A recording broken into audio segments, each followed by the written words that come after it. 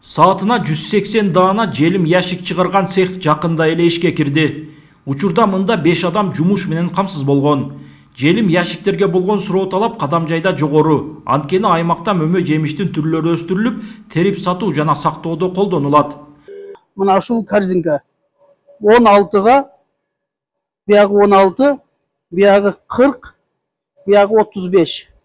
30 корзинка размер ушул корзинка. Мунун максаты эми бул корзинкаларды чыгарып, ошо клиенттерге сатып, акчасын ошол муниципалдык ишканага бюджетиге акча түшүрүү. Ошол эсебинен өзүбүздүн муниципалдык ишкананын кызматкерлерин айлык менен камсыз кылуу максатта.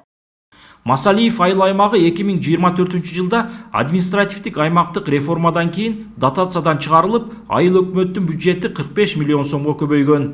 Айыл аймакта чакан өндүрүштүк ишканаларды көбөйтүү жана ички талаптарды камсыздоо максатында жергиликтүү бийлик яшик чыгаруучу цех ачууну пландаштырган. Негизги биздин багбанчылык менен алектенебиз. Биз элди биринчиден ошол муктаждыкты камсыздоо, экинчиден ошол айыл өкмөттүн бюджетини өзүңүздөргө белгилүү 24-жылдын эсебинен дотациядан чыкканбыз. Ошо дотациядан чыккандыга байланыштуу ошондой ишканаларды көбөйтүү максатында бүгүнкү күндө аппараттар келип коюлуп, күнүгө 1000 даанадан корзиналар чыгарыла баштады.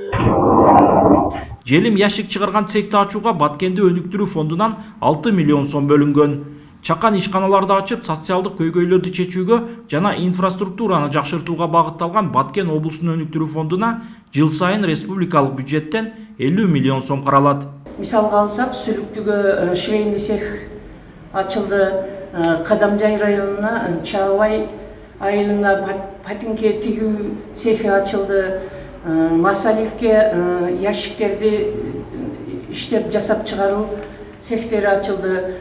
Ал эми жеңилдетилген пайыз менен болсо 8 миллион 900 миң сому экономикалык жактан элдердин жашоо турмушун оңдоого берилди.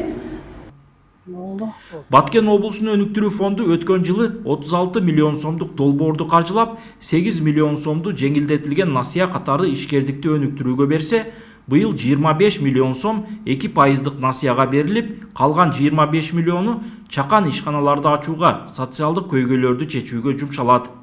Улан Маккамбаев, Адыл Орозалиев, ЛТР, Баткен облусу.